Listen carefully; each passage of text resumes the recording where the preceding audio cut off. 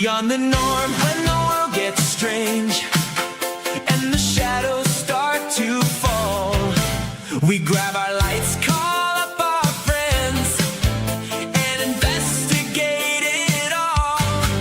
Every knock, every voice, every story we explore, we'll question what we think we know and come back looking for more.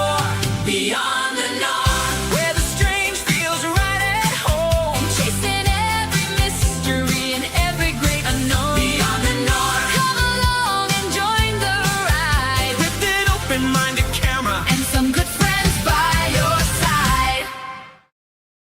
Oh, hey guys, what's going on? Welcome back to Beyond the Norm. Blam a lamb. What are we singing? Black Betty there? Black. I'm tired. I just want the world to know. Me too. How fucking tired I am. I'm so tired. Dude, it was a long week. We had a lot of fun. We did a Paracon. We met some amazing people. The general's here. The general is here. Good day. Good evening. He does declare. And the general. Yes. So we're gonna wait to get some people. It's 8 o'clock. And so we're like, oh, I don't want to talk about movies. We're gonna talk more about movies. Get your ass over here. But it was very long. There was a long week, guys. It was Thursday. We did the podcast. We had a great one of our biggest podcasts we've ever had.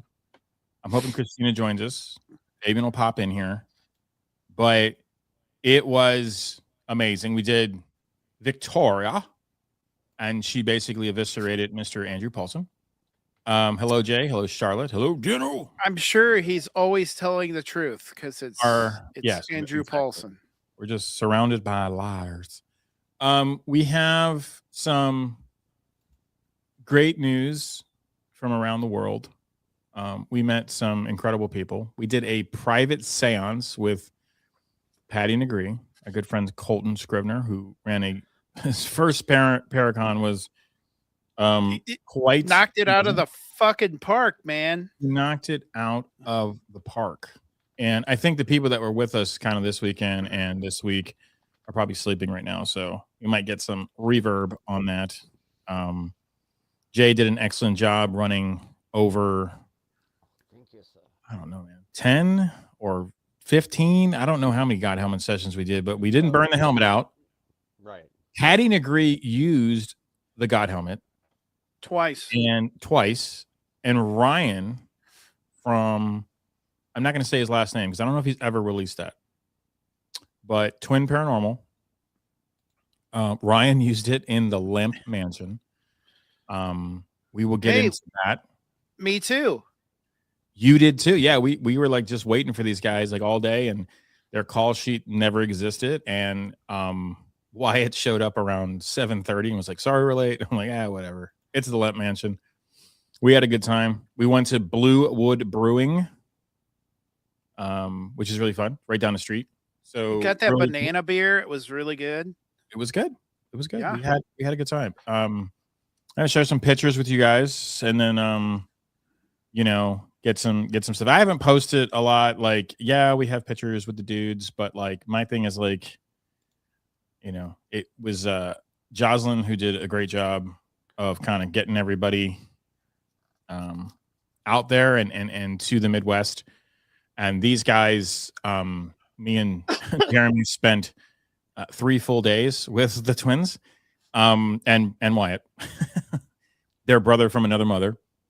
They are like 3 brothers. I mean, I don't even consider them, Yeah. I think they thought we were brothers too, for real. And we are just brothers from another mother.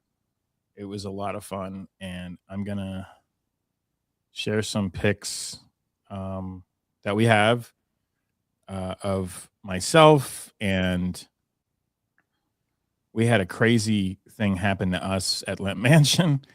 Dude, that was insane. That we really couldn't explain.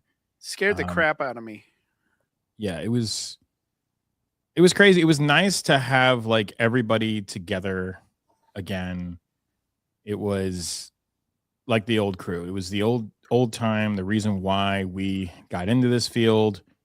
It felt good to be around people that we trusted again and not have outsiders and shit. And it's not that we don't, but like we learned a lot. And I think what bonded us to Reese and River, Ryan and River was, and Wyatt was this, and this upcoming that, like, the first day you're there, these guys, me and Jeremy kind of see people as people. I'm around very successful people, high risk clients. I don't get nervous around people because people are people. But there was something unique and I was no short of passing judgment on YouTubers. I had done that. I had done that with Twin. I wasn't overly critical of Twin. I really knew of Twin, didn't know.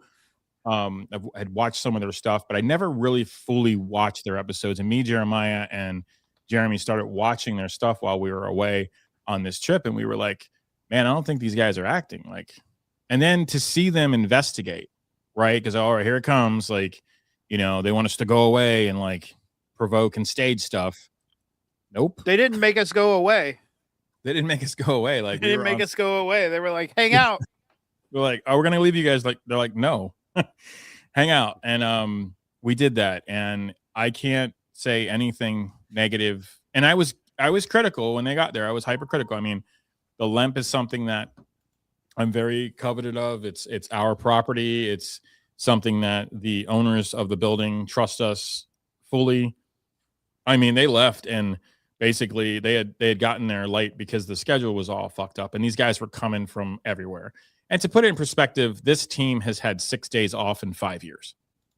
And I don't really think people understand what that means. I've never seen a crew work that hard. And I've been on film sets my whole life. They are extremely hard workers.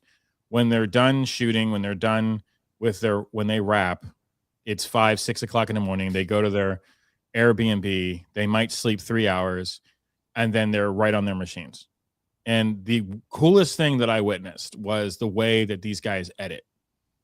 They all edit together. I have never seen this in my life. They and we were supposed to go to dinner with the twins. They're like, oh, let's go to a pub. I love pub food. I'm like, all right, we'll go to Llewellyn's where me and Jeremy used to hang out when we first met.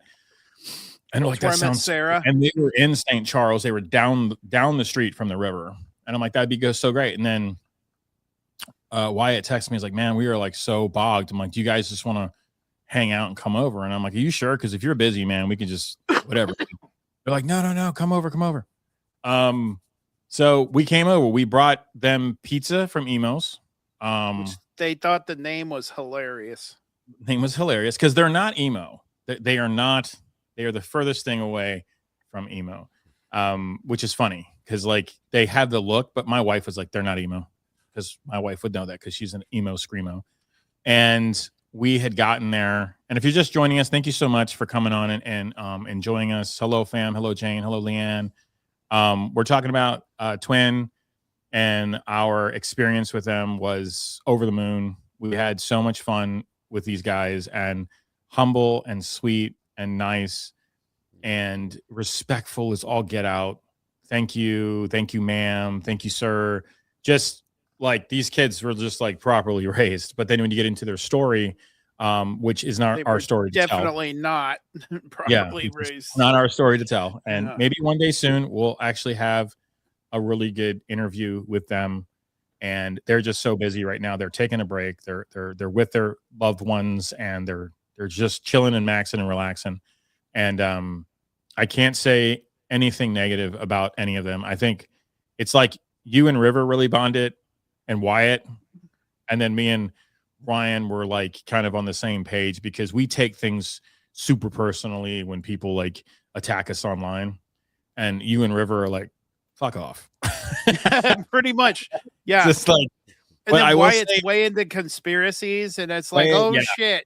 And 4x4s. So yep. I mean, these guys were it was great to hang out with them and to see how their workflows as a creative. I can honestly say I've never met a more talented group of people.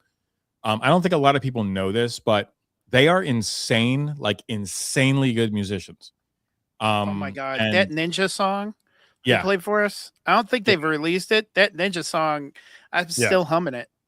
yeah, it's catchy and quick, and they do all these different genres of music. They can do like punk pop, and then they do metal, and they do rap, and they're just like living their best lives. And it's nothing to be envious of. It's actually the opposite. It's something that truly, even at 48 years old, inspired me to want to do more, even though I do a lot.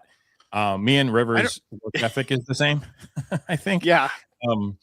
And I think that's where those conversations, because the conversation wasn't really about like, hey, promote us. Hey, put our logo out. Hey, put us on your podcast. Hey, let us do your live stream. And hey, let's, it wasn't, me and Jeremy are not like that. We're like, we didn't ask them for anything. We were just wanting to hang out. We don't fucking care. Like, we're good with 500 subscribers for the rest of our lives. But like, I think overall, I know that there's been a lot of like, and now when I look back and I see things in this hate and these comments and these reaction channels, just like you don't know these guys. First and foremost, the one thing I will say, which kind of speaks out of school a little bit, but I will say this. If you ever said the things that you said online to their face, be careful. Be careful. Because they're not what you think they are. And I'll leave it at that. But I wouldn't. I'm just saying right now, as a boxer, I wouldn't. And I had a lot of respect for them, and I can't say anything. I know people, they are not demonized. That's the one thing I will tell you. That they don't make things demons. I don't think we heard the word one time. And we did 2 locations, actually almost 3 locations together. Never heard the word. They were also, if you are watching these guys, their style of investigating is also something Christine, you should join us. I sent you the link. You might. Hey, Bernadette's here. Hey, Barney, what's going on? So the thing that I would say too is that like their work ethic and the way they investigate, using 3 different spirit talkers on airplane mode, which is the reason why I postponed my episode, because I actually, like, me and Ryan got into a conversation, and there's one thing that happens, and I don't want to reveal it because once again, it's not our investigation. They're going to show it, but when they do release that, we will talk about it. But it is a reason I postponed my episode, because I have never in my life experienced that with Spirit Talker, and they use 3 different devices, 3 different apps that use that, and it was chilling. Like I've never seen Limp that amped. It's definitely haunted, but there was storms and lightning strikes and rain, and we're in this haunted mansion. It was just the perfect setup on a dark and stormy night. I mean, it was the beginning of a horror story, right, Jeremy? It was so awesome. I mean, we were having, I was in the bathroom, just short. I was in the bathroom, the downstairs men's room, in the stall, and it's got a little hook latch, the hook goes in. Yeah, this is your experience. We're not giving anything away. Yeah. That's their proprietary stuff. I'm just saying they weren't even there at that point. Oh, what am I wearing, Jeremy? What am I wearing? You know what I'm wearing? I'm supporting other teams. Check this out. See if I can get this, but like, you guys like see that? That's awesome. So it's a great color too. Yeah, Offbeat Paranormal, who did the shirts for Ashmore. Ashmore. For the fundraiser, I was doing shirts for BTV, Beyond the Veil, and so I had to buy one as soon as I saw it. Hello, probably sleeping. We were just saying, Jazz, I'm like, we're all probably just like sleeping.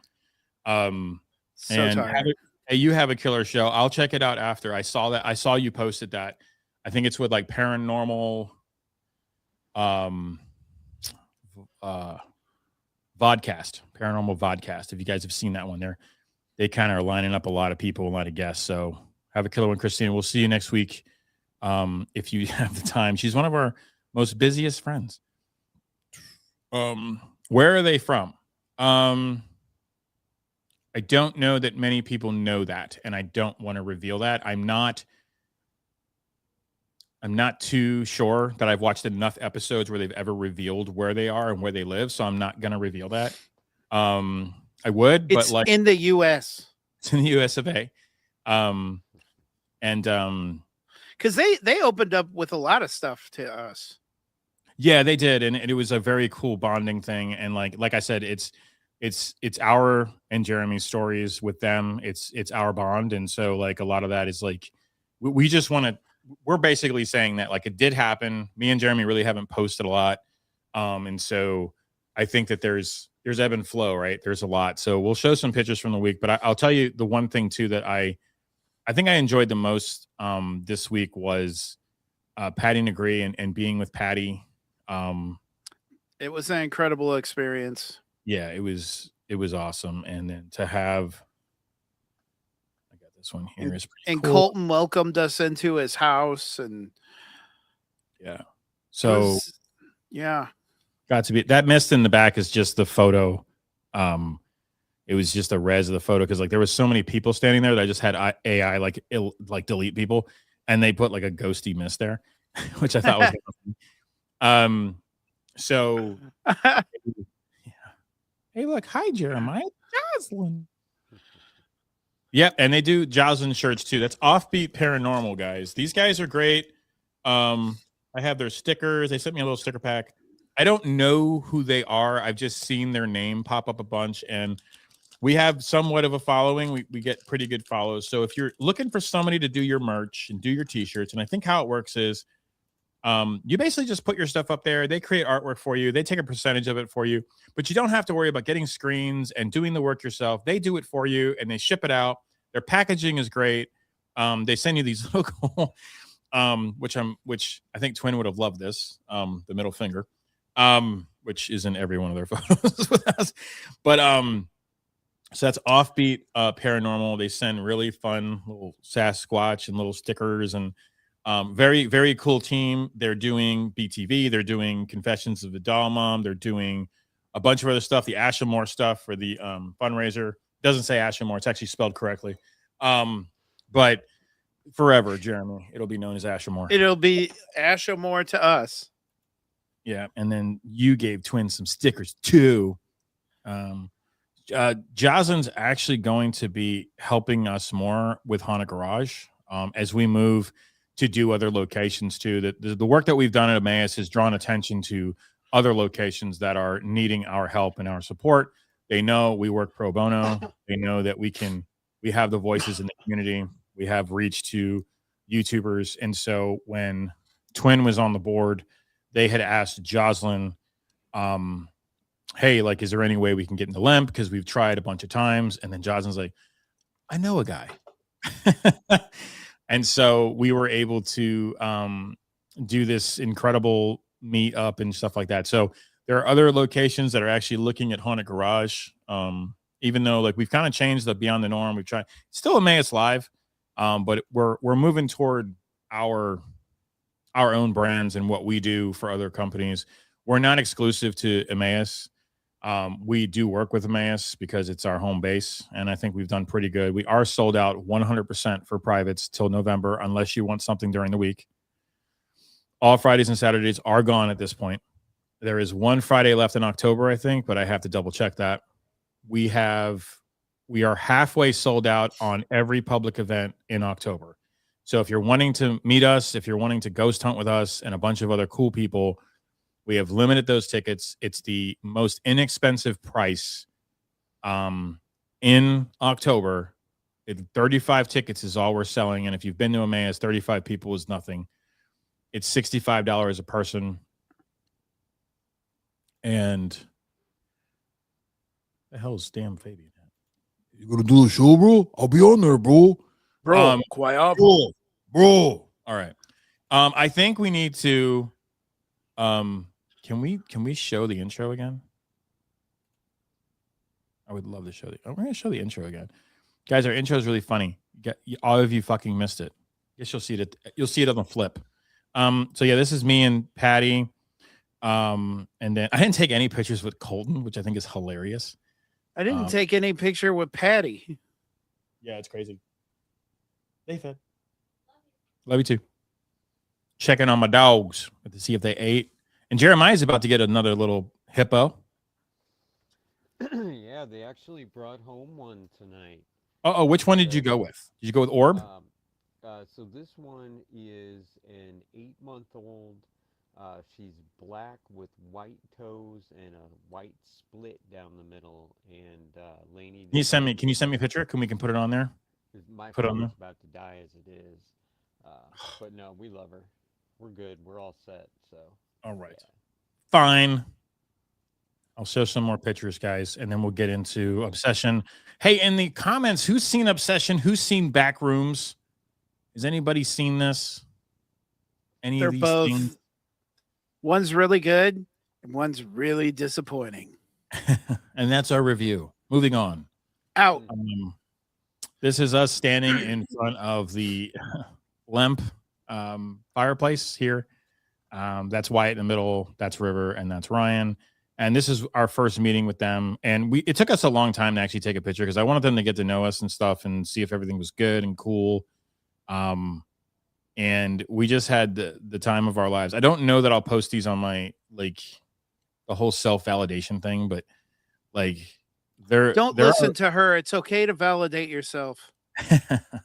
Well, I just don't I'm actually in therapy and I'm really like my therapist right now. And it's like, these are my pictures.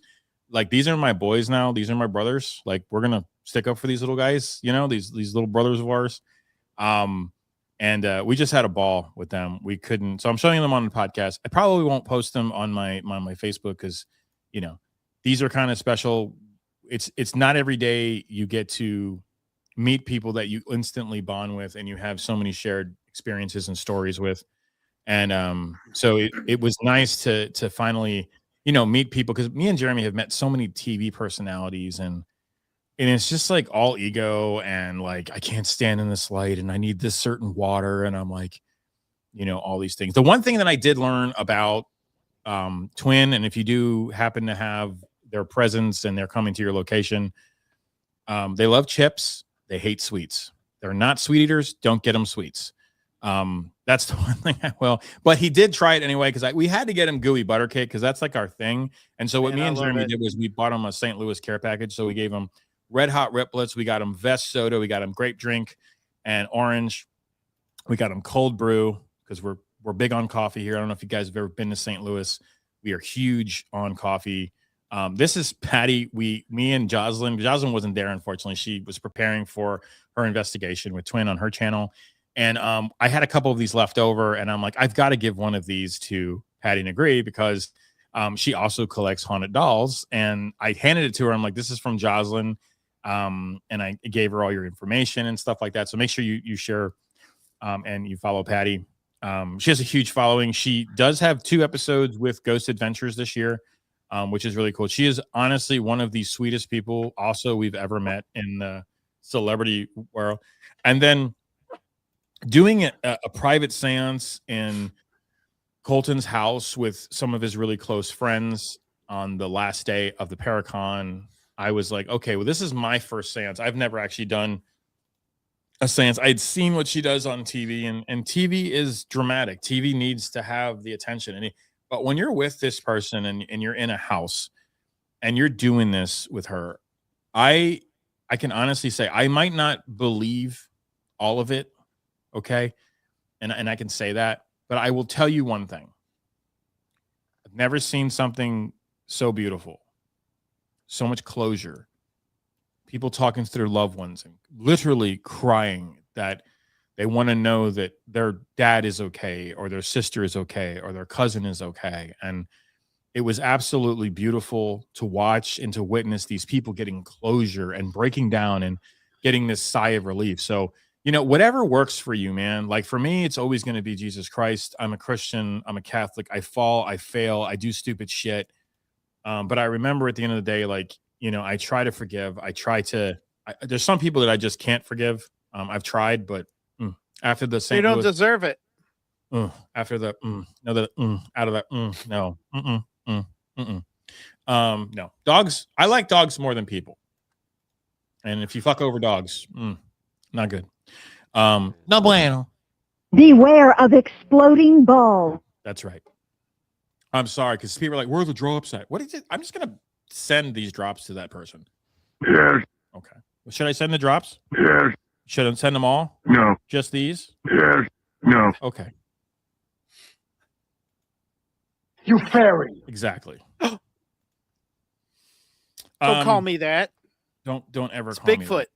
That's Bigfoot. So I want to, for you guys that missed our intro, I do want to show our new intro, our new song.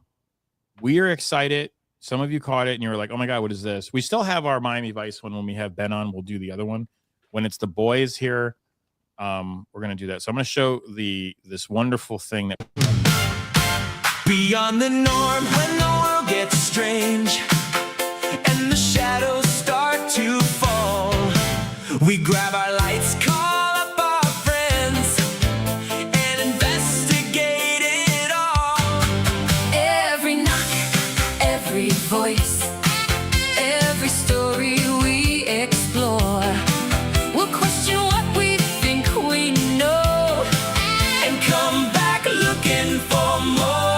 Beyond the norm, where the strange feels right at home, chasing every mystery and every great unknown. Beyond the norm, come along and join the ride, with an open-minded camera and some good friends by your side. Yes. we were all riding back in the car, and I'm like, what if we did like the shit that we grew up with, right? Because we're almost like all 50. And I'm like, we need to do like an 80s sitcom. And I was writing the song and sending it to Suno. I'm like, no, I don't like those lyrics. And I would rewrite the lyrics and I'd send it to Suno. And I was like, they kept doing like, it was sounded more like Broadway. And I'm like, this is too long. It has to be like 50 seconds and we're out. And finally, is Charles Ford, Mr. Chuckster, Mr. Chuck with the 1 foot. We missed Chuck, you this 1 foot, weekend. son. Oh, limp. He has that gangster lean right now. He had that gangster lean with that fucking toe, and his bike just sitting in the garage like collecting dust. And he just looks at it every day and cries with a fucking with a belly bomber from White Castle. Is that true? No. Is he eating belly bombs? Yes. Does he destroy himself? No. You fairy. Oh, that was some bipolar answer right there. No, yes. We were supposed Yes. to see. We were supposed to see the Chucky, and we did not see the Chucky, but we did hang out with Chum. We hung out We did. with Chum. We were right next to him. I love the Chum, and I love JD, and I love Larry, and they kept giving us presents. They did. And we got some coffee from Haunted Grounds. Guys, if you've never been to Eureka Springs, you need to go to. Yes. It's cool. No. You need to be and go to Haunted Grounds, and you need to go to the Grave Face Museum. My God, when you walk in the Grave Face Museum, the first thing you see is Alistair Crowley and Anton LaVey. And it's not just pictures, it is actual factual things from his collection. Like Ryan Graveface and Chloe have done such an amazing job. They have 3 of these. So if you're in Chicago, they have one in Chicago. If you're in Savannah, they have one in Savannah. If you're in Eureka Springs, they have one in Eureka Springs. They have 3 of these museums. Ryan Graveface basically I sat it with him in the wedding, and he is one of the most interesting people I've ever met. Both him and his wife, extremely intelligent. And she is an incredible artist. Oh my God. She painted all the murals in the John Wayne Gacy room, which is there is nobody more qualified to speak about John Wayne Gacy than Ryan Graveface. He made very good friends with Gacy's sister in a trust-like relationship. And it was so trusting that Ryan would actually end up being the executor of her will. And a lot of the stuff that John Wayne Gacy did went to Ryan. And he has the actual paintings. Like, you can go to Zach's museum, but those are not the real paintings. He might have one. The actual John Wayne Gacy paintings are at the Grave Face Museum. And I talked to Colton and Ryan, and they heard about Twin, and they're like, we would love Twin to come to Eureka Springs and give them the Grave Face Museum to investigate. And I think, want to talk about haunted objects? Holy shit. Like, holy shit. Like, incredible. Charlotte was there with us. Yes, she was. Charlotte did it with us. The General Lee stood outside and watched God by the cannon fire. He made sure that we were safe. Yes, he was so mean to people in line. What are you ordering? Why is your hair blue? Where's your stars and stripes? Like that. It was weird. The dog was just uncanny. He just was walking around telling people to be at attention, sir. Yeah. At attention. At ease, make way. Like that. General coming through. Where's your salute? It was weird. It was a weird day there. Hey, Vic. What's going on? That we did. A fantastic time. We did. We had it was just great. It was just great to be back in Eureka Springs. It was fucking hot. I'll give it that. We had a great little lovely place to stay. And we were staying in what the fuck was that thing called? That village? Holiday Island? Holiday Road. Holiday Island, where everything you need is only 15 minutes away. Like, Jesus Christ, I just want a fucking soda. I had to drive 15 minutes to the thing. The thing with the thing, Jeremiah. The thing was the thing. Took forever. Hey guys, I have some very good news for you. The app is live, and guess what's happening right now? What I'm doing right now. Yes. Does he do both? Can he really develop for native iOS and Android? Yes. I'm that fucking smart. So Android is coming to an Android near you probably in the next week. And we're doing this really cool eggplant midnight map. It all has the same kind of features and stuff. It's Google. This is being built on a Pixel 8 at API 35, which basically means if you have an older Android, it's going to work for you. Okay. Some people like to hold on to their Android. They don't update their phone every year. So I'm downscaling the design. Pixel 8 is kind of where, because Pixel, just to put in perspective, no, I am not using Flutter, Chuck. But we did go to Emilio's. We did. What? All right. That was so random. He asked it above that. Yes. Okay, yes. We did go to Emilio's. We went the first night and it was like a 2-hour wait. And then I'm like, I got to eat at Emilio's this time. And so we did end up going. We were supposed to go out with Penn Paranormal and Ashley and Craig and Chumming. And they all were like, we're going to McDonald's. And I'm like, we're not fucking doing McDonald's. Emilio's is one of the best Italian restaurants, probably in the Midwest. It is so good. It was Their so mussels. Good. Did you even have the mussels? Yeah, I ate the mussels. Jay looked at me like I was from Mars. He's like, I'm not eating those. Did you have one, Jay? No. Nope. No, he didn't want a clam ball. Fabio did, though. So damn good. Am I using Flutter? Flutter is a great way to get your app out there. If you guys don't know what Flutter is kind of like it's a framer. And so what it does is you can create a web app. And what Flutter does is it makes them both available in Android and in iOS. And there's a reason why I'm not using Flutter. Flutter is terrible with animations. Everything doesn't compile correctly. And I wanted to write both apps natively just to know that I can do it. And of course I'm leaning on Claude because it's been a long time since I've actually wrote Kotlin, which is essentially Java, but Kotlin is Android's language, whereas Swift is iOS's language. And it's very, very fucking different. It's completely separate. So compiling both these, I wanted to write them both natively so we have more control and then all the stuff goes in there. And we're already getting some really good feedback like, hey, you missed this location. Listen, if I miss the locations, it's one of two reasons. A, I don't like the fucking person and they're not going to be in my app. And two, I don't like the people they allow at their place. I'm going to do that. I'm going to be that guy. Sorry. There are going to be a little exclusivity as to why certain locations aren't in there. If locations are faking, there's a couple things like Enfield up in New York. That's not haunted. It's not going to be in my app. So like shit like that. And then you'll also have the Haunted Garage approved, which means our team was there. The Haunted Garage was there. We investigated. We got stuff and shit like that. In the future, you'll be able to add your own teams and collab with teams right on the app. Like, hey, we're going to be here. You can collab, open spots, sell tickets. You'll be able to do everything within the app. We are creating the Paranormal Social Network because I'm sick of Facebook. I'm sick of YouTube. I'm sick of all these platforms where you're trying to connect with people and all you're getting is bullied and everything like that. So they won't be allowed on the app. It is a it's not even a 3-strike rule. It's a 1-strike rule. If I see what you said to another fucking team, and I've hard coded 756 locations by myself. So you can use your app if you're not online or don't have connection.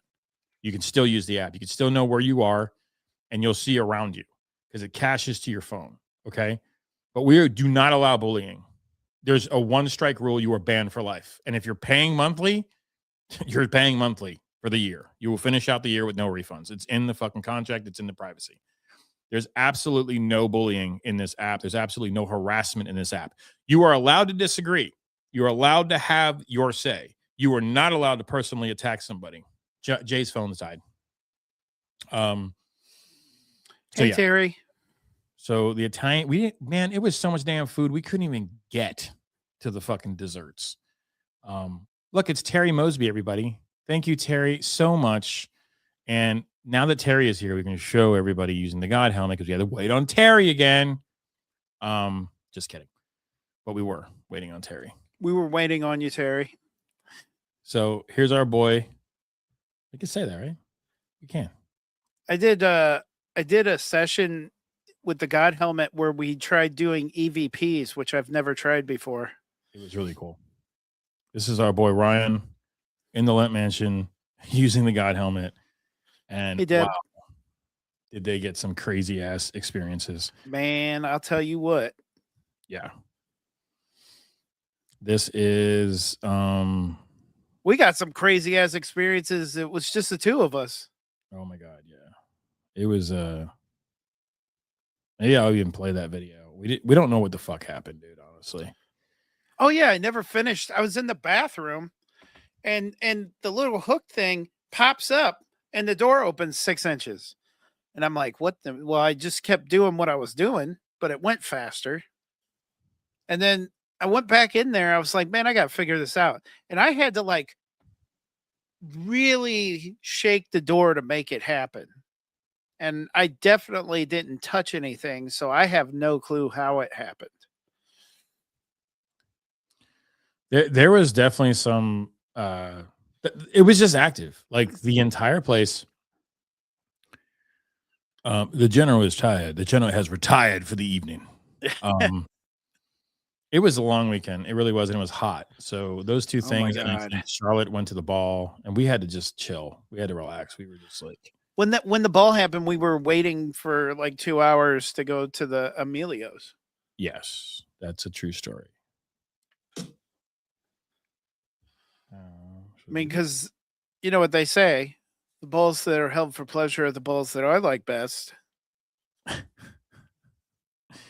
if you're just joining us, the incredible application that is live right now, you can get it in the Apple Store, Paranormal Pit Stops. That's the first version. We have made so many. Your next update's probably going to be, we're going to try to update and release every other Friday. So next Friday will be your release, and you're going to have your in-app purchases at that point. You're always going to get the map. You're always going to get your locations for free. But if you want to check in and share your location and meet other teams and collect badges and upload your own photos and do reviews and a bunch of other stuff, that's a paid one.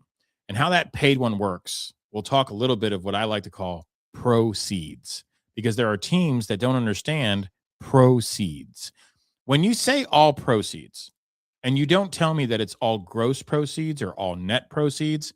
When you say or all profit, you could say all profit. All $12,000 that was made. So let's just well, say, that's not just profit, because when you say all proceeds, that means everything raised. That doesn't mean minus your costs. That's right. It does not mean that. That's all profits. All proceeds means everything that came in. Every table sold, every raffle ticket sold, every 50-50 sold. Yep. That means all of that. That doesn't mean that All you of can it. subtract the cost of anything. That's what I said when I heard that. In this particular case, when we sell the in-app purchases, it's a yearly subscription. You buy it one time. It's like $36 and you get the app for the year. You get all the features. What that does is it pays for our server costs. And that gets really expensive really fast because eventually we're going to have to move to AWS where it's going to be more secure. And that shit is not cheap. And so we wouldn't be able to do the app for what we're trying to build on our dime because it could get up to 10,000, 11,000, 15,000 people. We have to make money somewhere in the app to support it. So after those proceeds that come in from the app, right? The net proceeds and the gross proceeds, right? So gross proceeds versus the net proceeds basically means net proceeds basically is the money that we keep. Of that, we make a percentage to locations that need the money, places in peril, not places that have been around forever that want to make money. I'm talking about places like an Emmaus Village or, places that really, really need the money.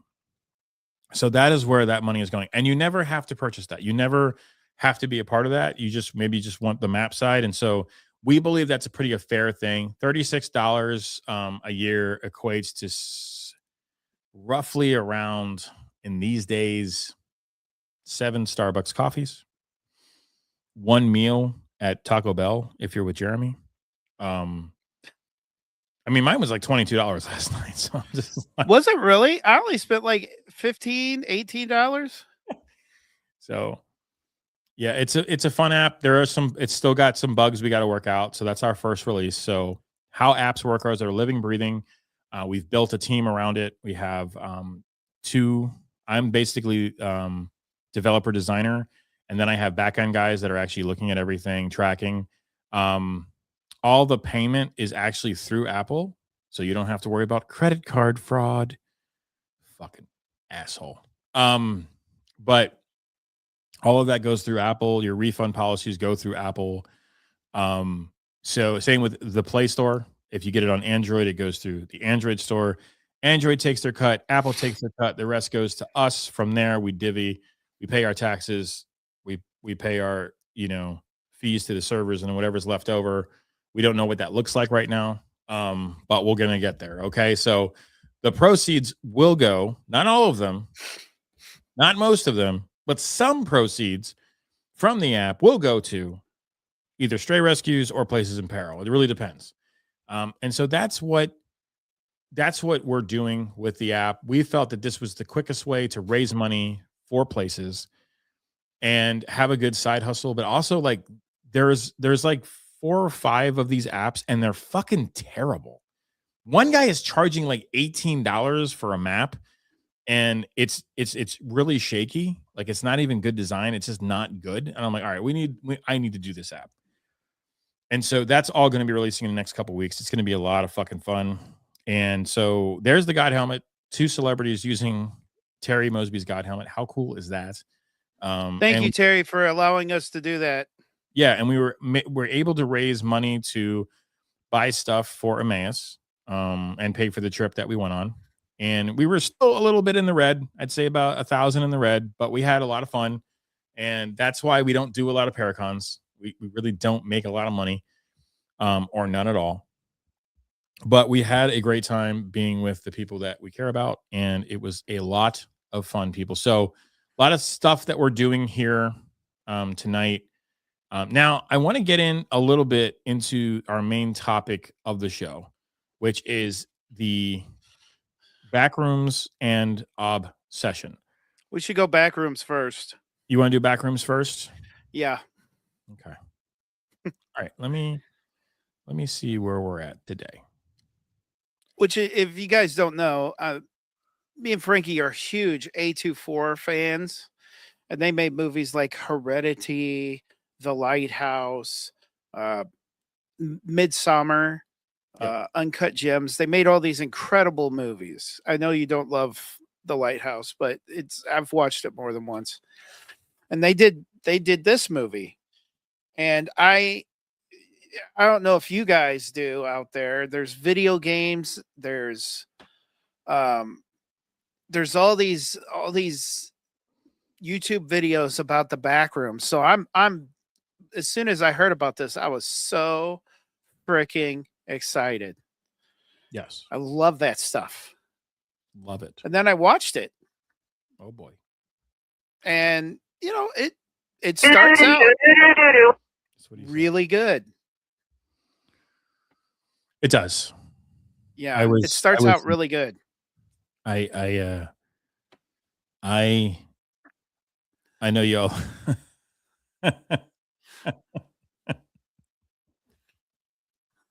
You got to crank one out thinking about a wood doll. Sometimes you just got to crank, guys. You just got to crank. It's Um, just gotta burn one out. just the strangest fucking movie.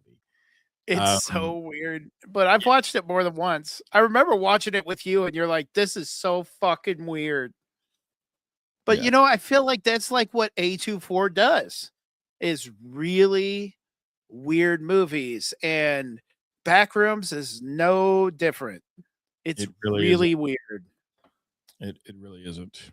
and I may go back and watch it again and like it more You won't. than, but it's still, It's a bad one. yeah, I wanted to love this movie. I wanted to love this movie so much. I really did. I love their stuff. I love the stuff that they produce. I wanted to love this movie, and it was pretty disappointing. Like about 2/3 in, it like gets so freaking weird that it doesn't even make sense. Yeah, for sure. Like, I don't know, how many spoilers are we willing to give away? I mean, the movie's been out for a while. Fuck off. Okay. I mean, like, come on. So, yeah, so the whole Well, premise let's is, do this. Let's go through the tippy top data. Let's show people what actually is going on in the movie, right? We got some really cool like clips right here. And then I want to get into the data of this film, because regardless of how this movie kind of falls out, I do want to say I'm going to go through the list. We have Obsession versus Backrooms. It's our podcast comparison. And so let's put this in perspective. Box office figures are current as of July 30th. So as of today, I ran this today in my own little application that scours and digs into the web. Box office figures are current as of July 30th. Category: we have Obsession and we have Backrooms. All right. Directors. So Curry Barker is the director of Obsession. He is this is like a kid. He's 26 years old. 26, man. Backrooms is Kane Parsons. He is 20 years old. He can't even drink in the States. Domestic release was May 15th, 2026, and May 29th, 2026 for Backrooms. The distributor of Obsession was Focus Features. The distributor of Backrooms was A24. Reported production budget. This is where you kind of have to take a back step.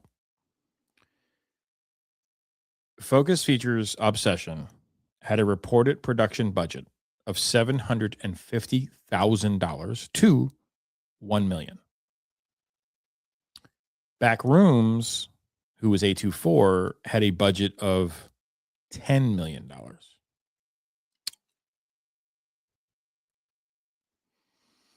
Now, that might be because they're actors, which the acting in the movie was really good. Yeah, I would agree with that.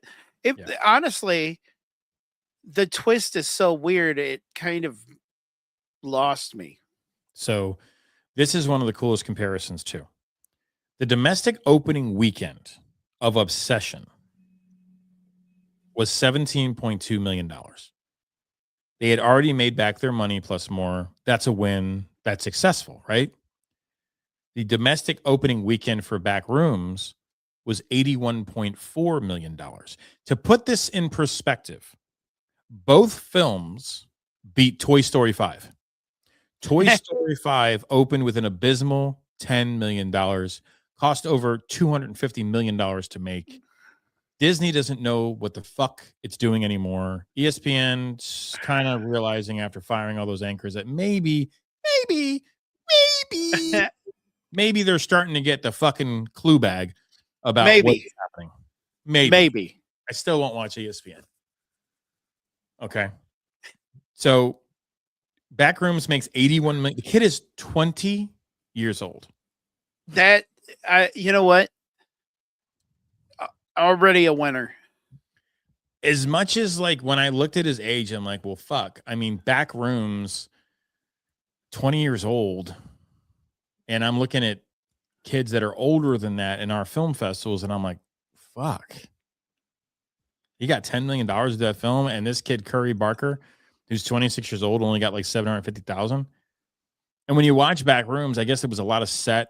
There was a lot of visual graphics. So I understand why it was probably more expensive to make that film. Oh but yeah, let's keep going down. the characters, the manipulation of the characters.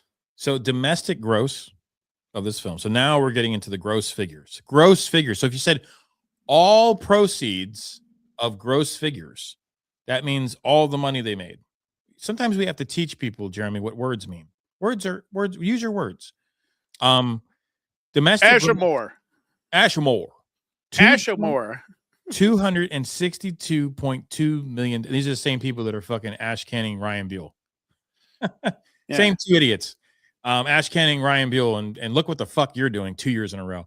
Anyway, domestic gross $262.2 million. Domestic gross was Obsession. 196.8 million gross domestic for Backrooms. Worldwide, Both successful. yes. Internationally, Obsession did 197.2 million. Internationally, Backrooms did $193 million. Worldwide gross, all of it combined, all the gross proceeds and profits. Worldwide gross, $459.4 million was Obsession on a film that cost them roughly $1 million to do. Worldwide gross for Backrooms, $389.7 million on a budget of $10 million. Worldwide gross compared with budget, about 459 times the listed $1 million budget, or roughly 613 times the reported 750 cost. For worldwide gross compared with budget on Backrooms, 20 and 26 years old, about 39 times its $10 million budget. Rotten Tomatoes and critics gave Obsession 94%. Unbelievable. I agree with that. That is an almost perfect film, and it really fucking is. Okay? For Backrooms, it got 87%. Rotten Tomatoes audience, the people that actually saw the film, got a 94%, and the audience that watched the film of Backrooms gave it a 74%, which is kind of where I'm roughly around 69-70% on the film. I'm about 100% on Obsession. I would actually agree on both of those with you. Cinema, I'll rewatch them both. yeah, I know. You know, I mean, but Obsession was, Yeah, damn, it was good. Cinema Score 8 was Cinema Score is an actual thing how they grade films. A- Obsession, B- Backrooms. Fair. I think C+ for Backrooms. A for Cinema Score. Runtime was approximately 1 hour 50 minutes on both films. Both ratings were rated R. The current box office totals come from the numbers in Box Office Mojo. Obsession has earned approximately $69.7 million more worldwide, including roughly $65.4 million more domestically. Backrooms, however, opened almost 4.7 times larger than Obsession. And then everybody watched the remaining 45 minutes of the film and was like, what the fuck happened? The most important statistical difference, Backrooms exploded immediately. Obsession grew. Backrooms opened to $81.4 million, which represented more than 40% of its eventual domestic total. Its performance was powered by awareness of the existing internet mythology, Kane Parsons' YouTube audience. Now, Kane Parsons has been doing fucking YouTube videos probably since he's been like 12. All right. So that's his audience responded, right? And nothing against Kane Parsons. This is his first real feature film. He did an amazing fucking job for being 20 years old and working with caliber actors. Fucking A+. Kane should never stop doing movies. Kane should not look at this as a bad thing or a bad critique. It is simply like our opinion, which absolutely means nothing. There's nothing personal that I would take away from Mr. Parsons, who's 20 years old and is fucking killing it. Like, congratulations, dude. I am so fucking proud and happy for you that you did that. That you have such a huge, bright future ahead of you, and there's going to be so many more opportunities to do great films like this with A24. Because this is a success. This is a successful story.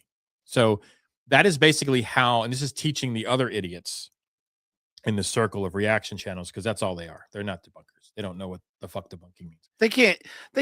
They're not creating any content. They're not creating anything. They don't go They're to skating off other people's talent. skating off other people's films and work. But this is how you be critical, but at the same time, nothing against Kane. Super proud that I have followed him. I didn't even know I was following him. And then I saw his name, like, how do I know that name? And there he is doing shit with A24. And I hope that A24 gives you another ride on this crazy roller coaster. I know that he has such a bright future ahead of him. I would like to know his take on what he was thinking in the movie, because maybe I missed it. Maybe I didn't get it. And I think what you're saying is, watching it again, maybe something comes over me, right? Because the movie doesn't start at $81 million and flops. It grew. Right. It didn't beat Obsession, but Obsession's growth is because of organic growth. I heard about Obsession through my friends. You got to see Obsession. Obsession's crazy. So you should. That's exactly what you did to me. You were like, you got to watch this movie. And I don't rent films. I buy them. I do not rent films. I purchase them because these are artists that filmed the film. And regardless of my opinion of them, I own Kane Parsons' film. I bought that, and A24 made money, and he made money. And it's the same with Curry Barker. Bought his film. I don't fucking try to get fake shit or watch it off the internet or on YouTube. I buy the film because that's artists' work, and that's how I contribute. Also, if you're buying one of these films, that's like buying a Pit Stops membership. Just saying. True. It's true. Okay. So Obsession opened to a comparatively at 17.2. So Obsession opens like 17 million. Okay, shit. We made a lot of money on 750,000, right? But it did something extremely rare. It increased. This is the part that I really want to point out to people. It increased during subsequent weekends instead of immediately collapsing. The numbers gives it a remarkable 9.5 legs rating compared with 2.42 from Backrooms. So Backrooms is declining a little bit, but you still want to watch it because you've seen all the fucking YouTube videos. And then you have Obsession, which is like, okay, it opens kind of flat, but we're way over our budget. So we're a success. We've made fucking money. And then all of a sudden, this indicates an extraordinary word of mouth and sustained audience interest. And that's exactly how I found the film. It was word of mouth. So both these films, own them, buy them, watch them. Regardless of what you hear today from me and Jeremy, you have to make your own opinions. Give these two guys credit. They have bright futures ahead of them. Backrooms was the bigger event. Obsession became the bigger phenomenon. Obsession, Curry Barker wrote. This is Obsession. Curry Barker wrote, directed, and he fucking edited the film. Holy shit. Okay. It's a one-man show. It's the twin. People don't realize that, man. Twin puts out almost an episode of fucking week. They are shooting. They don't script. Everything's off the cuff, which I love. Love that. That says, oh, I'm not going to try to fake or stage something. They're off the cuff. They have no going into anything. But he directed, edited the film. It follows Bear, who breaks the supernatural one Wish Willow to make Nikki fall in love with him, only to discover that the forced devotion becomes something violent and uncontrollable. Michael Johnston, an indie narrative, led the cast alongside Cooper Thomason, Megan Lawless, and Andy Riker. The acting was phenomenal in both these films. There is no short of acting because everything is native. Everything is active. It was incredible to watch. The movie was reportedly shot in Los Angeles over approximately 20 fucking days. He did Obsession in 20 days for about $750,000, although the numbers list and standardized production costs is about $1 million. Barker relied heavily on practical and in-camera techniques rather than treating the small budget as a limitation. Okay. It premiered at the 2025 Toronto International Film Festival, where Focus Features acquired distribution rights in a deal reportedly valued around $10 million to $15 million. It later became the highest grossing film in Focus Features history. You're 26 years old. You show a film in Toronto. They give you $15 million to distribute it. Now you have the highest grossing film of all time. Focus Features has been around a very long time. You're 26. I can't imagine that life, but I am so proud of this kid. And I wish him so much more success, which he doesn't need mine. But in comparative, let's go to Backrooms now. This is Kane Parsons, guys. And we do our critiques very differently. We don't sit here and fucking judge and harsh and call somebody terrible names because we disagree with them, or we don't do that. That if you want to watch those shows, this ain't the platform. We actually give a lot of credit where credit's due. Backrooms, 20-year-old Kane Parsons directed the feature adaptation of the viral universe he developed through his Kane Pixels YouTube channel. If you haven't followed Kane, you should. Kane already came into this probably with his own money because of YouTube. There's a lot of money to be made on YouTube if you do the right things. But here's the thing that I learned from Twin. Don't copy them. That's their shtick. Don't become a Me Too. Look at what they did, gain extreme inspiration, and then find a way to find your own rhythm, because it'll never work like it works for them. It'll never work the way it works for Sam and Colby. It'll never work the way it works for Elton or all the other guys, Mr. Beast, all the guys that have killed it on YouTube. You've got to find your own shtick. That's what makes your look signature. Can you learn from camera? Can you? Yeah, I bought a lens. Me and Wyatt were talking lenses, and I bought their 10 millimeter. 10 millimeter. 10 millimeter. I bought that same lens because I fucking love the way it looked. It was beautiful. Don't know what I'll use it for, but I needed it. It was just gorgeous. And they all run Sony. What? Anyway, so excited about that. The film stars. So the concept began with an internet creepypasta involving an endless network of yellow, fluorescently lit rooms. Basically, liminal spaces is what's this called. It's not. Backrooms is a actual phobia. It's based on liminal spaces. That's where they're getting this kind of these corridors. Okay. Parsons transformed it into a found footage web series using Blender before entering into a feature film agreement with A24. The film stars. I'm going to destroy this guy's name. I love him too, and I hate that. I want to say Chiwetel Ejiofor, Renate Renesvois, Mark Duplass, Finn Benefit, Lukita Maxwell, and Yvonne Jogia. Parsons also served as an executive producer and co-composed the score. That's awesome. Did the music for it with Ido van Bremen. In the show, guys. Unlike the entirely computer-generated appearance of his original shorts, the feature used massive physical.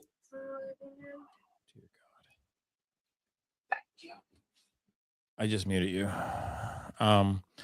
Unlikely the entirely computer-generated appearance of his original shorts. The feature used a massive physical environment, approximately 30,000 square feet of fluorescent corridors, were constructed on a Vancouver soundstage, with Parsons using Blender to design and visualize environments before they were physically built. Blender is a software, in case you haven't caught on. It's pretty fucking incredible. It's like an AutoCAD. In its $81.4 million domestic debut shattered A24's previously open record, and the film subsequently became A24's highest grossing worldwide release and its first movie to cross the $200 million globally. 20 fucking years old. And he said, really? That's impressive. And he said, hold my non-alcoholic beer, because he's 20.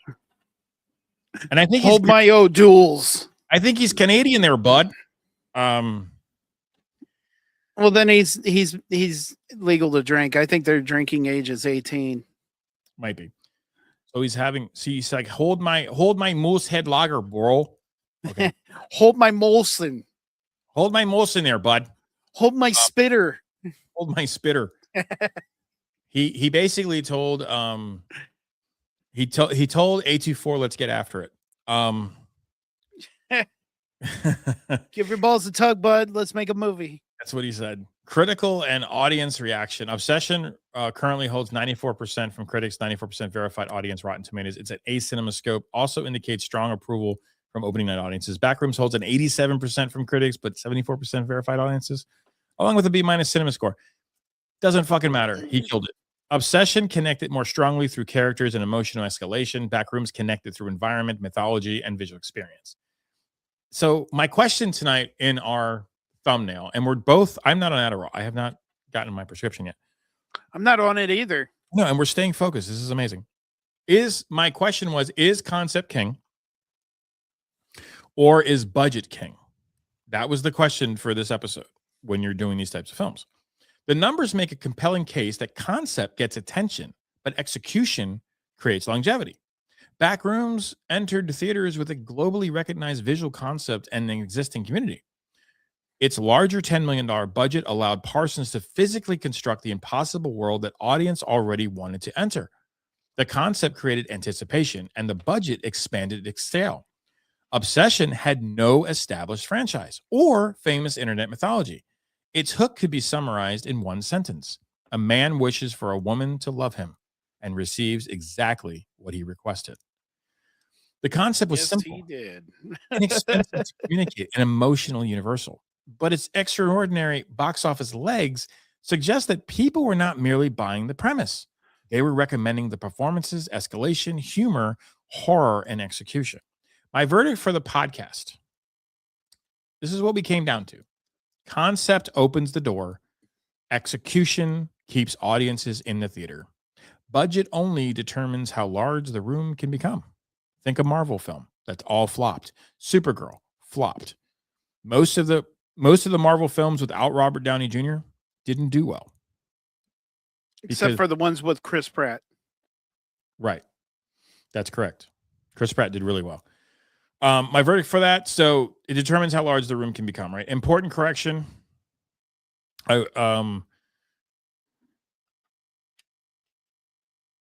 Verified comparison to Disney and Marvel. I think it's still valid. The clearest comparison is with Disney and Lucasfilm's The Mandalorian and Guru, reportedly produced for about $165 million. Obsession cost about 0.45% to 0.61% of that amount. Backrooms roughly cost about 6.1%, not the 1%. So on one extraordinary weekend, two internet-born horror films made for less than $11 million combined pushed a $165 million Star Wars production into third fucking place. Backrooms earned $81.5 million. Obsession earned $26.4 million. And The Mandalorian and Grogu earned only $25 million. Disney flops again.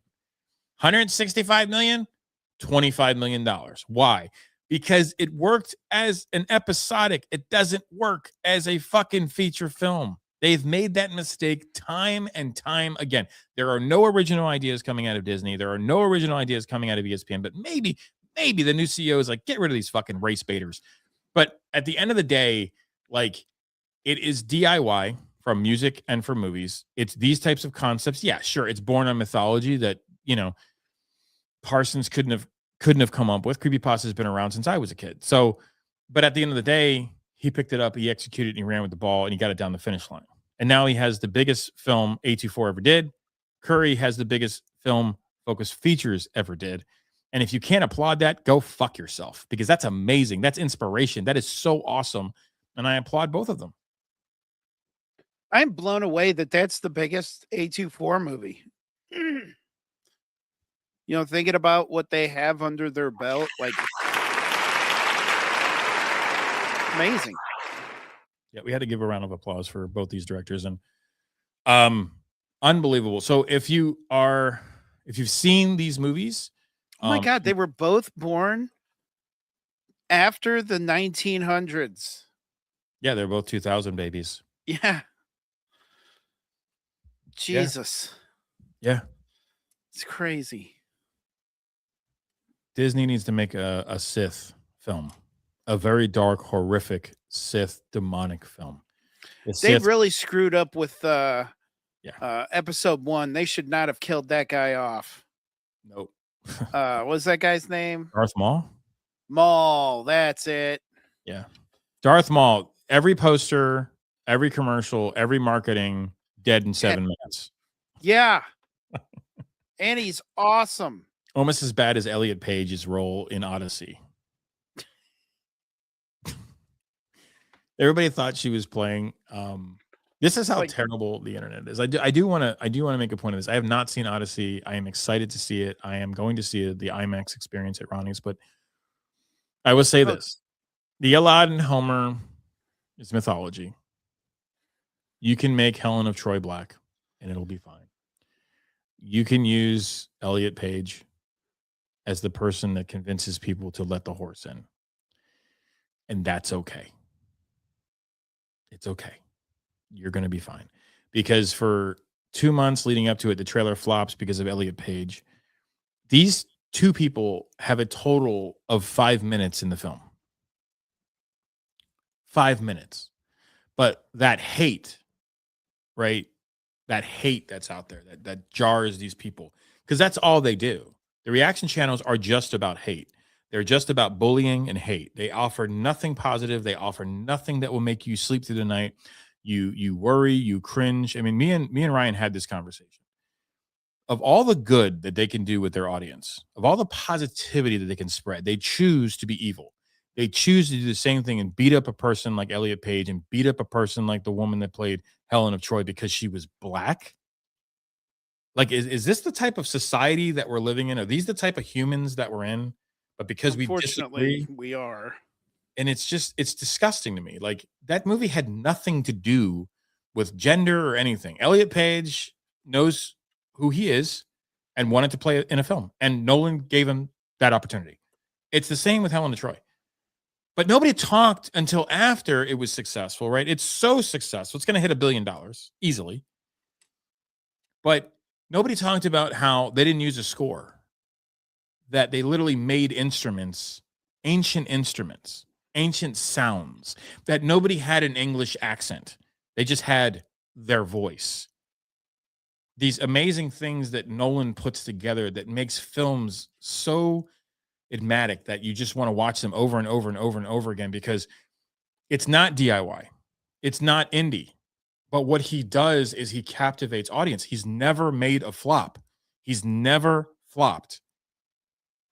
Nolan is probably the best director that has ever lived on planet Earth.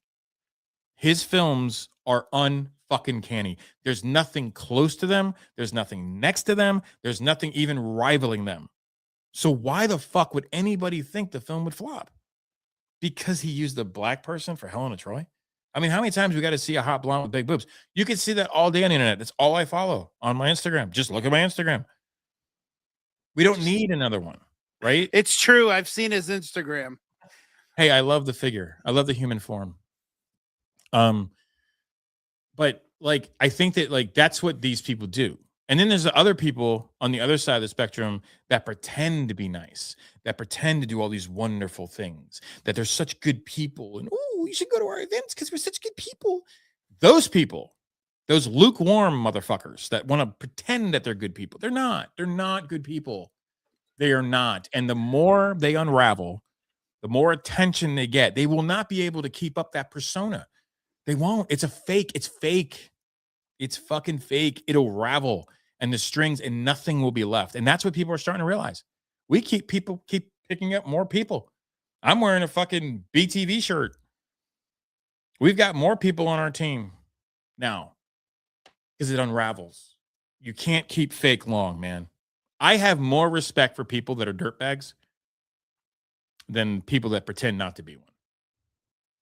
At least own yourself. At least they're owning it. And that's not me. That's biblical. That's God. He would rather you just be a piece of shit than lukewarm. He has more respect for you and probably still loves you. That's what I'll say about that, because it has a lot of common thread. because there's nothing they have on us. There's nothing that they can say that I can't prove in the binder. I'm playing with Uncle Touchy in his basement puzzles. In the binder. In the binder. I do declare the binder. Bring the binder forth, General Lee. And General Lee just brings it over. That's how it should be. And Anyway, then he pees on your leg. and then he just pisses all over the floor. Just He everywhere. says, now clean it up. Get your mop, sir. Popped in late on vacay. All good, man. We just, person your age, roughly around your age, made a couple $100 million for A24 and focus features. Why aren't you doing that, Jackson? What? No, the question is, when are you going to do that? When are you going to do it? Chuck says Darth Maul's not dead. They cut him in half, though. Is it like a Darth Vader situation where he's got robot legs and a robot wiener? It's his mommy's job. What?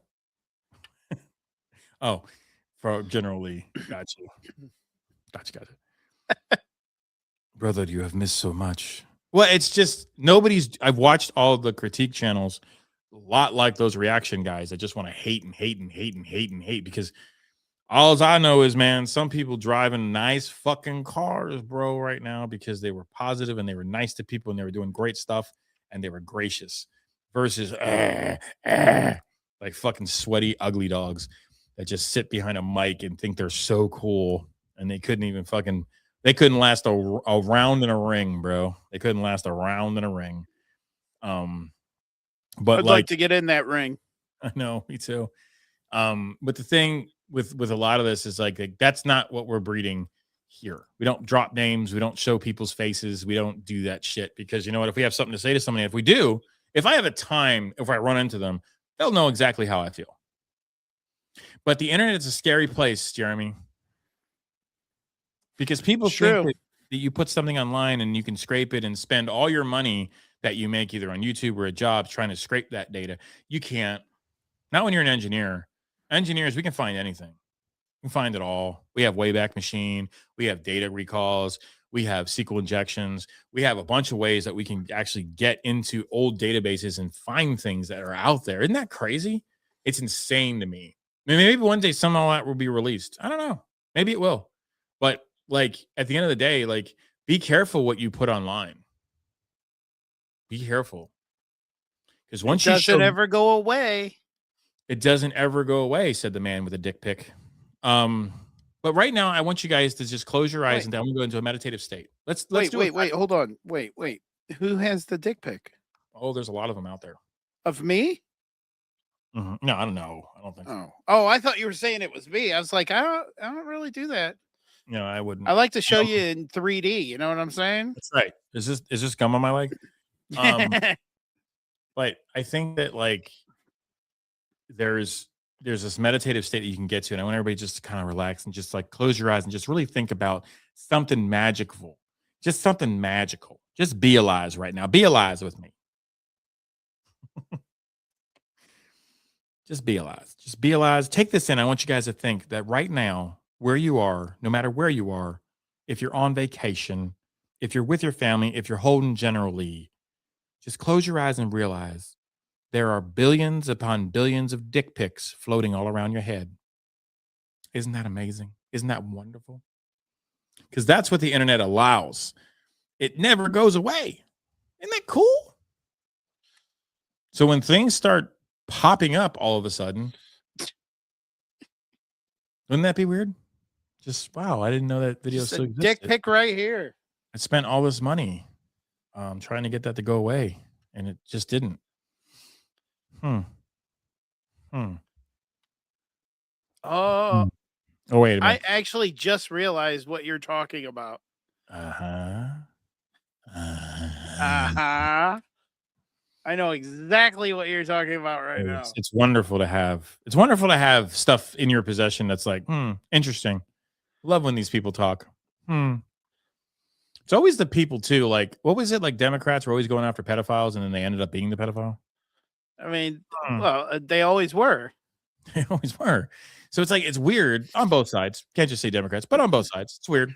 Strange. People that, oh yeah, this, and this, and I'm so brave. And yeah, maybe why are you brave? Amen, Chuck. Fuck Fauci. And everybody should be saying that. Doesn't matter who you voted for. Yeah, there's That people. guy. I saw a fucking- person. I went to Schnucks this morning to make. I sometimes when I'm at my job, my office, and I'll make like fucking baked ziti, or I'll make lasagna for my whole staff. Just everybody. Just fucking. We're gonna do. So this morning we did baked ziti. We made the muscatoli, your favorite thing. So I made 2 pans of muscatoli and baked muscatoli. You didn't bring any for me. No, you don't need it. You're on your diet now. It's funny to me that I walked into the store and this lady was in front of me, and she had to be mid-30s, and she's wearing a mask. And this guy just literally has his shopping cart and just go by you, and he looks at her and he goes, "You fucking moron. What are you wearing a mask for?" Like, just made her feel like terrible. And I didn't say anything. I did laugh. I snickered because he's not wrong. Probably shouldn't have approached it that way, but I don't think you educate that way. I think you actually hurt. But when you watch that Fauci, this is what narcissists do, right? They write all their achievements in a diary, in a journal. And now it's undeniable that this guy was killing people. And he was okay with that.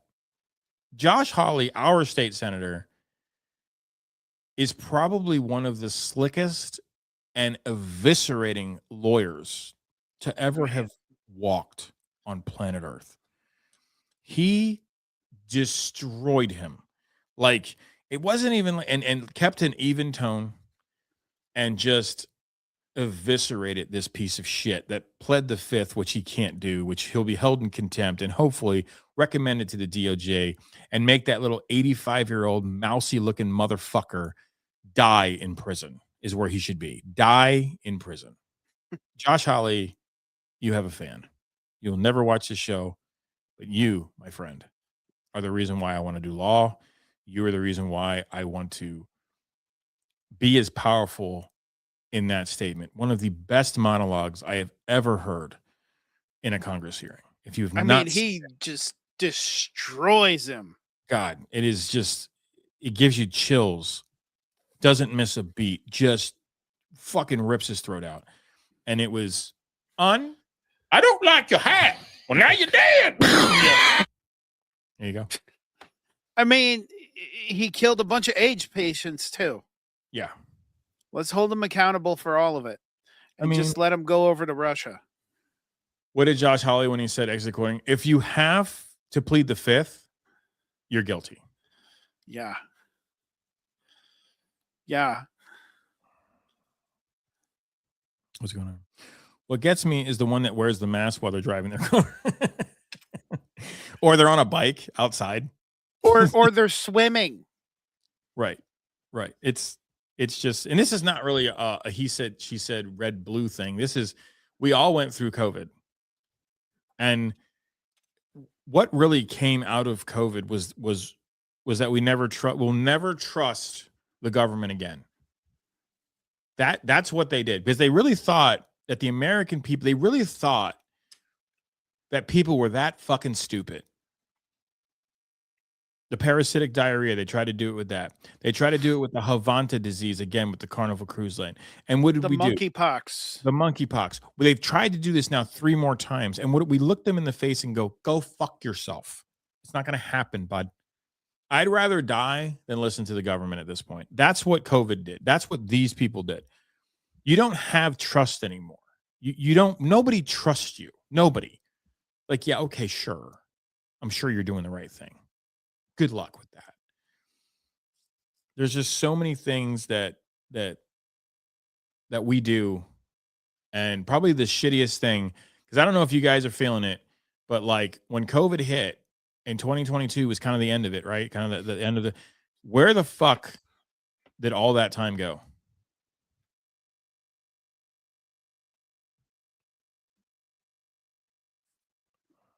Right. The vaccine's 100%. 3 weeks later, oh, it's 60%. Right. 60% of the time it works every time. Exactly. And then you're like, okay, well, let me think about what COVID was. It wasn't fake.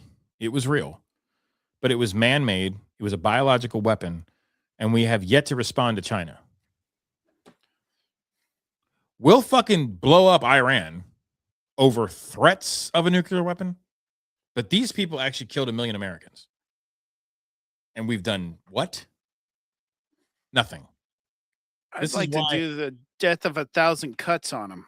Yeah, I'd like to carpet bomb every lab that's there, because I don't give a shit what China makes anymore. Like, why aren't we doing anything about that? That's domestic terrorism. It's biological warfare.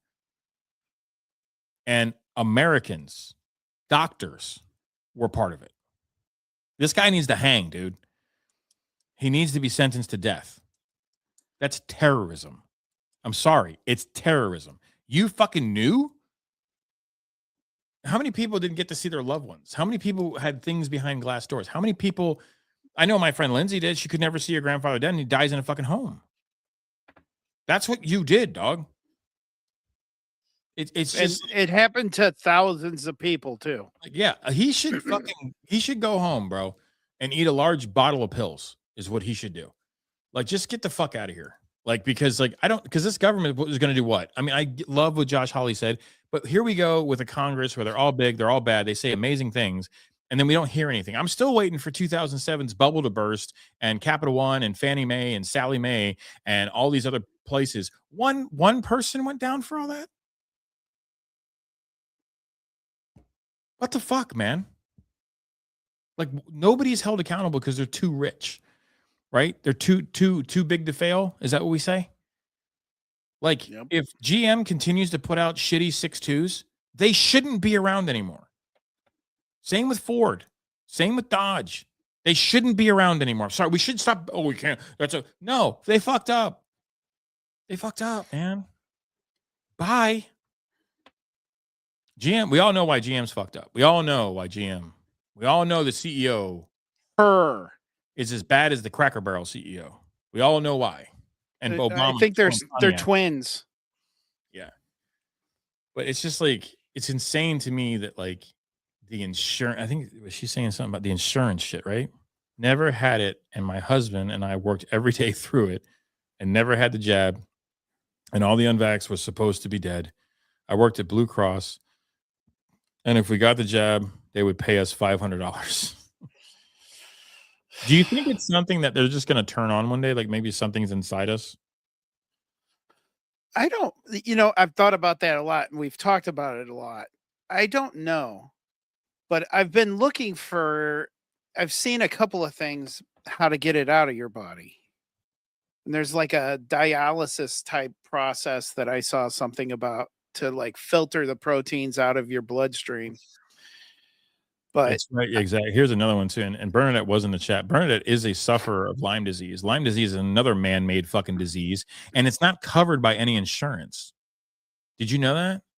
I did not know that. Lyme is not covered by any insurance. They will not cover it. They believe it's made up. And I remember Bernadette it was by our government. Yeah, and then the Afghan from the ticks. That makes no fucking sense. Why would a tick give you the ability to never eat meat again and had anaphylactic shock? That doesn't make any fucking sense. Well, the other thing is the guy who's trying to force the Lyme disease or the alpha-gal vaccine. Yeah, Charlotte has it. Yes, I suffered with it for 8 years. No doctor would even talk to me about it. Told me it did not exist. I'm telling you, Bill Gates. It's a true fucking thing. And it's the same thing they told Bernadette, my friend that was in the chat earlier. Good news in the car world in terms of new vehicles. Sales have plummeted, so we might see something come from that since dealers are actually going bankrupt. Isn't that wonderful? Good. Well, you saw that GM is revising their V8s. Yeah, they're bringing back the classic engines that made them the most money. And hopefully that CEO will be fired. That'd be wonderful. That'd be awesome. I have talked to a couple mortician, and they said when they process bodies, the blood is weird and has clots even in young people. Yep. Long clots. Yep. Sarah worked at a funeral home. She's the same thing. Pulling them long clots out of their legs. The big red flag for me was when you get this vest, you can't sue us. Yep. Because it was free. It was free. What are they building is the question. What are they building?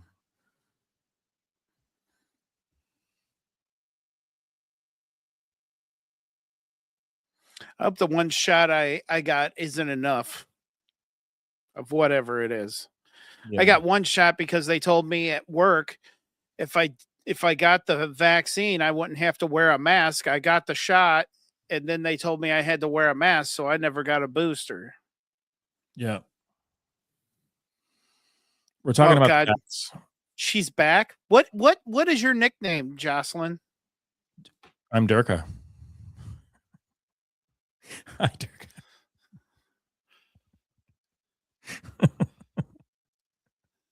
The gang's all back. If you guys are just joining us or have joined us, Jocelyn has joined the team as our media relations director, and she'll be helping us in other locations get some big names in the paranormal to come out and visit. So no pressure for her. If she gets them, she goes. If she doesn't, just she did a really good job with Twin. Probably the best. I mean, I got a really beautiful text message from Adam from Half Inch Wrench Crew. Watch every episode of Twin. Their kids love Twin. And if I knew that, they're going to be back. They're coming back. We have some more work to do. More locations. More fun stuff coming. And I might be able to see them when I'm out in Vegas in November. So it's business, it's not pleasure, but I will definitely make a pit stop to break some bread with our newfound friends. But there's more to do. There's a lot more to do and more locations that they want to explore. And so we're going to help them the best we can. Can't guarantee. I told them, like, we're not big on promises, right? I can't promise we can get you in there. I'm pretty good, but even I have my limits. But I have my PR people working on one location that they really want to be a part of. And maybe we can, sweeten the pot a little bit for that one location, which I'm not talking about, but it would be nice. It would be nice to see that. I think that place needs it. So, yeah, it's just it's topical. I think we need to weigh in on certain things as humans. I don't like to weigh in on everything, like the whole thing the thing that was released about Hawes today and the deposition. I mean, it's terrible, man. Fucking fraud, dude. I mean, it's just terrible. Like, I really hope they find an end result, man. Like, forging documents to get something is not a good look. But I mean, it's there. It's not, just be careful who you back, man. Like, you know what I'm saying? Because me and Jeremy don't back either of them now. I hope some guy comes over the top that we don't know, buys the fucking house and raises it and puts a fucking cornfield. That'd be great. That's the way I'd like to see the old Arnold estate. But we did make that post today that it did change the sweater. I guess they are listening. I guess Frankie knows a little bit about trademark. Gee. Where did you showed it too? You showed that you know a little bit about trademark. A little bit about copyright too. I'm pretty good at striking people. Don't use our logo. Don't use our faces. We're a film company. We keep saying that, and they keep making mistakes. I did put a strike against somebody this week, and it went through. So, yeah. Sad, isn't it? Isn't it? Fucking Power Rangers. Good luck, bud. Good luck with that channel. The Power Rangers suck anyways. Always sucked. Stupid. Dumb fucking things. I'm like a Fucking ripoff of both Voltron and Godzilla. Even when I was young, I was like, what the fuck is this piece of shit? They sucked. What piece of shit am I watching is what I said. And then I took my ass and I wiped my ass on the screen as somebody was watching the Power Rangers. And then I turned it over to Denver the Last Dinosaur to watch something entertaining. You're down a toe. What did you do with your toe? Dude, he broke his fucking foot, man. Come on, Jocelyn. Jeez. We used to be close, Jocelyn.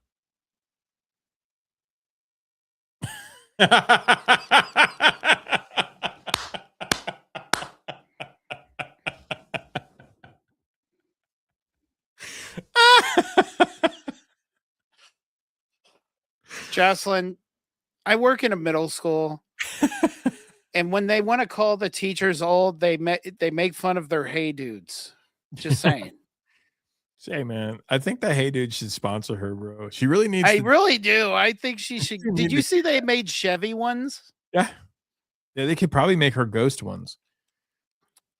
Because I know they make the 4th of July ones. They made the American flags. I wonder if they're going to do Halloween ones. Can they make them invisible? There's like no fucking support in those shoes.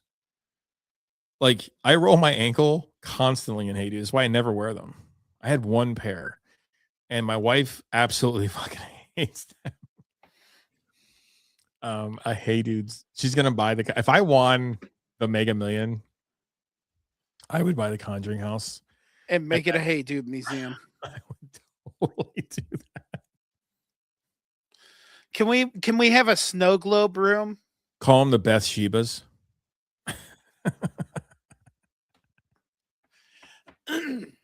Has like a Dude. witch. Has like a witch hat on them. We should totally do stuff like that. So This is the doll room. how much more healing do you have to do, Chuck? You're gonna fuck it. You're gonna feel that the rest of your life, brother. Hey That's Dudes for unfortunate. You life. break your fucking anything in your foot or your hand, you'll feel that forever. Yep. Fucking sucks. They do make Halloween ones. I love Hey Dudes, but I can't wear them if I am walking very far. But they are comfy. I have like 8 pair, including the Jelly Roll one. Oh, Jesus Christ. Do the Jelly Roll ones have his divorce on it? Does it have water without sharks in it? That guy. There are actually always sharks in the water. Even in rivers, there are sharks. There are more bull sharks in rivers right now than the ocean. I mean, Please buy Durka a new toe, like a fucking animatronic one that moves on its own. Like he'll be sleeping and the toe just like fucking moves him off the bed. We can control the toe. I can make an app for the toe. why is his toe picking his nose? It'd be amazing. All right, so are we doing the Thanksgiving Day episode, Chuck and Jocelyn? Do we need to do a GoFundMe, man? Dude, you want to do? I'll tell you what. Why don't we do one of our October dates? We'll take Haunted Garage split and give it to Chuck. 100%. Let's do that. Hold on, Chuck. Let me see which one has the most. Let me see the one with the most ticket sales.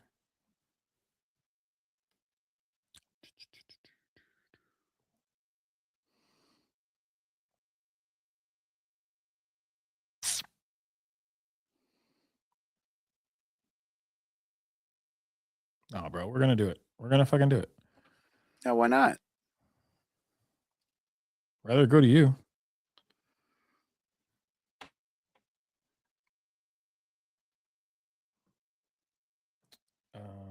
October 17th. October 17th will be Durka. Durka GoFundMe. Chuck's toe. Chuck's toe. Raise money for Chuck's toe. We got to say it like one word, like Chuck's toe. Sounds terrific. Yeah.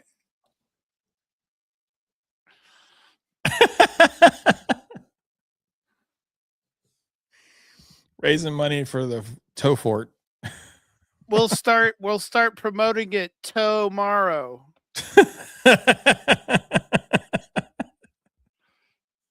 The sun will come out tomorrow.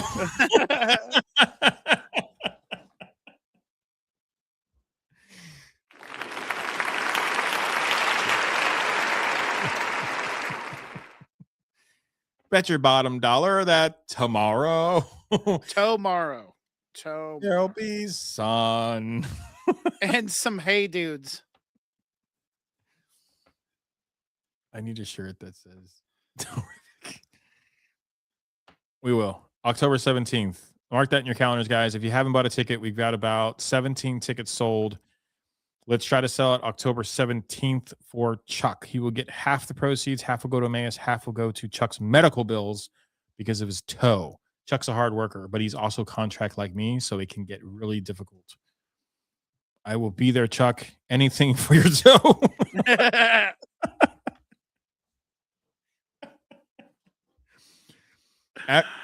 Can we buy Chuck's toe like shots? Like here, he actually became a tow truck driver.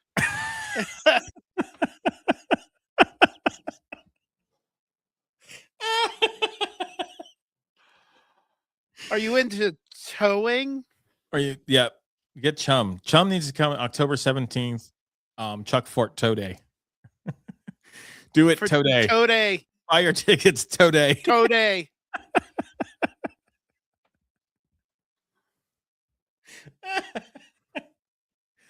This is why the ex hated us. It just wasn't funny. He wasn't witty. He just couldn't do it. He couldn't keep up. He didn't get it. It's a sticker. Perfect sticker.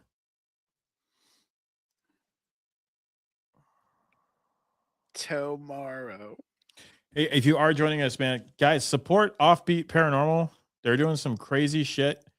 I bought this t-shirt online. They did something for Ashamore. They did the fundraiser for Ashamore. This is BTV Crew. Really cool shirt. I was gonna take my shirt off because my chest and shoulders are looking good, but that would be weird. I think they might have a problem with that. But yeah, this is Beyond the Veil. So we support our friends. I was hoping to see Jules. She kept saying she was coming, and then she wasn't. What was that thing? That twin.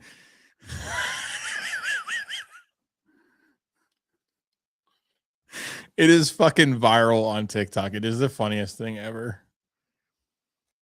What did he say? What, something about cum? It was so funny. Dear God.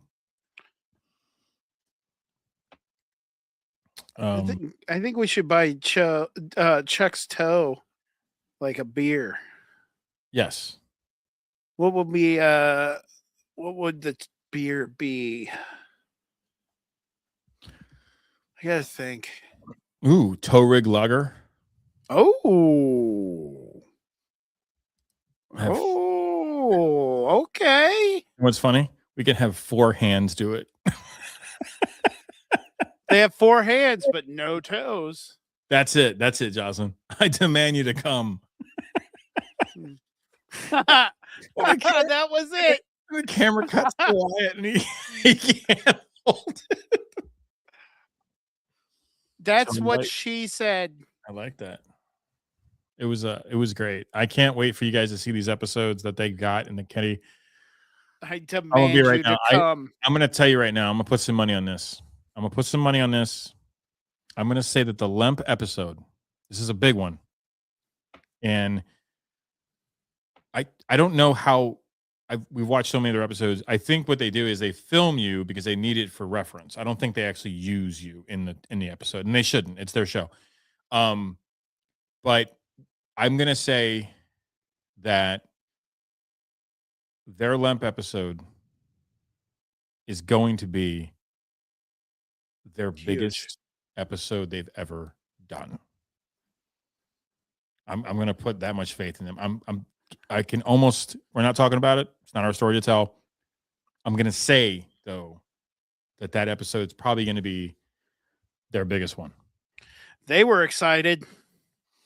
And I'm not revealing a goddamn thing. That's all I know is that they were excited about it. They're excited. It was awesome. And I think it's going to be their #1 show that they've ever done. I just feel it. I feel it. It was powerful that night. I wanted to get the fuck out of there. It's the first time in a long time that I actually wanted to leave a location. I was like, this is just fucking creepy. You actually ghost hunted a little bit with me. I know. I did actually. And yeah, that's the first time that actually I've had experiences in a long fucking time. Especially, actually, you know what? We should show that video. You guys want to see a video? It's very dark. Should I set it? I could set it up. So yeah, get my cord. We had the helmet with us, and we went all the way up to the attic to the Elsa suite because I wanted to show him that under the floorboards by the fireplace, there's a secret panel. No? No, I wouldn't. Well, anyways, so we're in the room and I've had experiences in the attic, several over the years. So decided to do the helmet in Elsa's room. So I sat on the bed. Which is not actually Frankie- Elsa's room. No. It would have been No, servants. no, that's just what they call it. It's the Elsa suite. So I sit on the bed and Frankie is sitting in a chair on my right side, but behind me. I can't see him, which when I'm doing the helmet, I like to isolate. And so it's probably 4:30 in the afternoon. You can hear the highway outside. The room's dark though. Lights are off. There's a little bit of ambient light, and you'll see a little bit of light in the video. But I'm sitting on the bed and I see something move. Now I'm looking towards a TV, and you know how modern TVs are. The screen is kind of matte, but you can still see a reflection. And so I'm seeing a reflection of a mirror with a flower painted on it behind me. And I see movement, and that's where this all happens. And you'll actually see Frankie's version. You'll see the lights on the helmet moving around, and I keep looking back over my right shoulder. And then because I saw movement.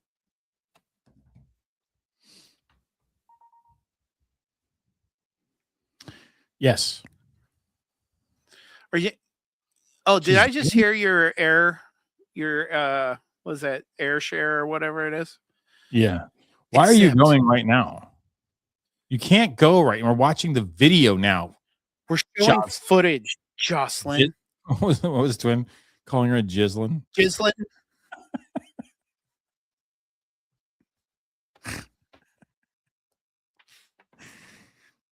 Video file.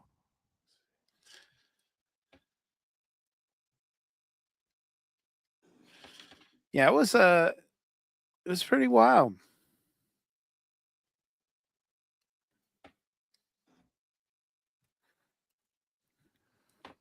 All right.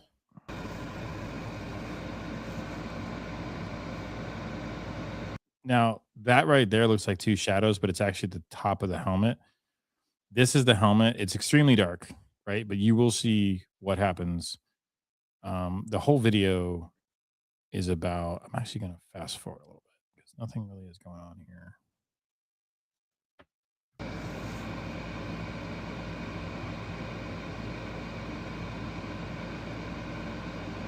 Now, Jeremy is wearing the helmet. I am wearing Meta glasses. That's how, so there is no camera in my hand. I have Meta glasses on. I am sitting in a chair, and he keeps looking over at me, and he's freaking me the fuck out. I don't know why. Why did you keep looking over at me? Because I wasn't looking at you. I saw the reflection, and I saw something move in the reflection. And since I knew you weren't moving, there had to be something, and it was reflecting a mirror that is like head height. Like it's over the top of the backboard of this bed. So like you have to stand to be face to face with this mirror. But I saw something move, and I keep looking, and then I'll turn around and I still think I'm seeing something move. Now I don't know if I'm seeing something move for real or if it's in my head because of the EMF that is in the helmet. Because I was in the zone. I was getting there. See, that's his face looking at me.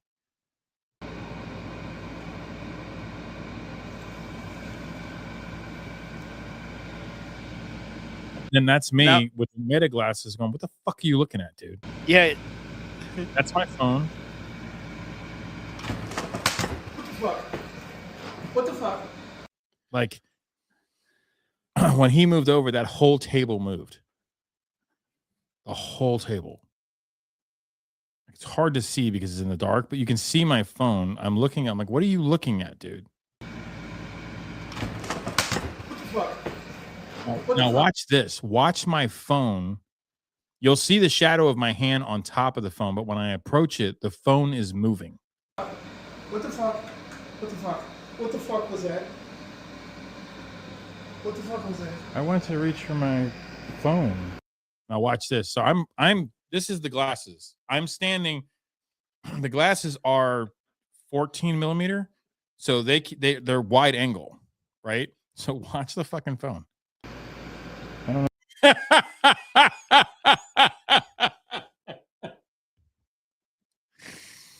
It's still blowing my mind. Out of here. I don't even notice it because I don't know why I didn't notice that. You'll see my hand. Now you'll see my actual hand on the phone, but it wasn't on there before. I don't know if the cord did that or I did it. Oh shit. See? But for that split second there, so you have this whole thing happening, right? So his face is right there. Like right there. You see his eyes?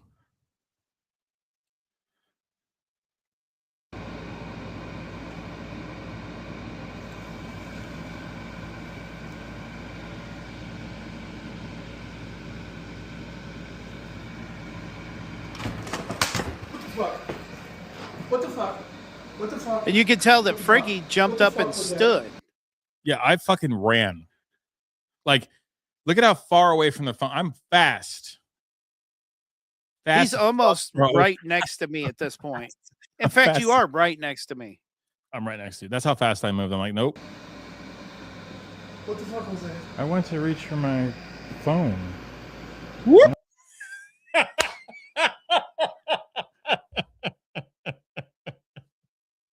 I don't know if the cord did that or I did it. Oh shit. Did it break anything?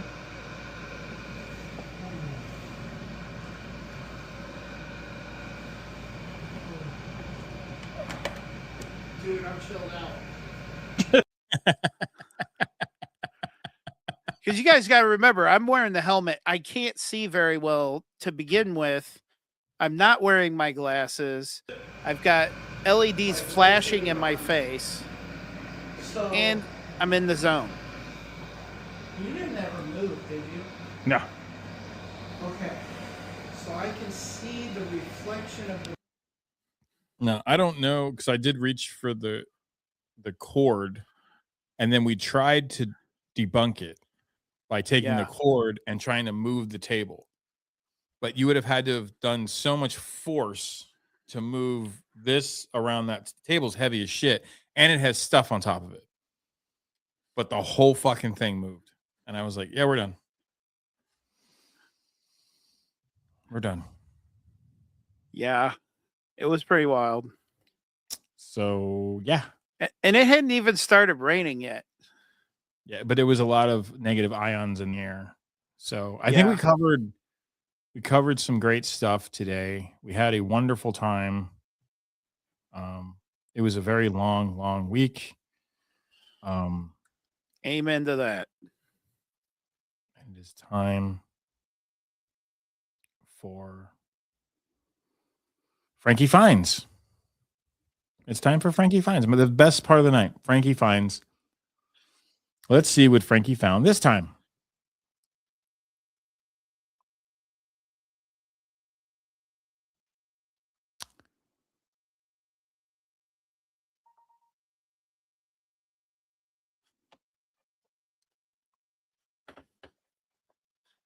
I still can't believe we caught that moving. You know why? Because meta glasses, I never said what they were. I think it's a better way to catch ghosts these days. Because you're looking at it. Yep. So get your pair. This message brought to you by Meta Glasses. Thanks, Zuckerberg. Actually really cool. No, they are. I've been playing with mine too. And I mean the glasses and other things, but mostly the glasses. It's not mostly the glasses.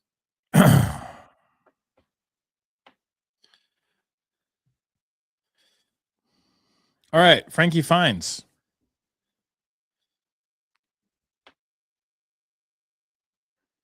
What did you find for us? Well, because of Iowa. We talked a lot about Iowa with the Twins. And Yeah, Wyatt. we did.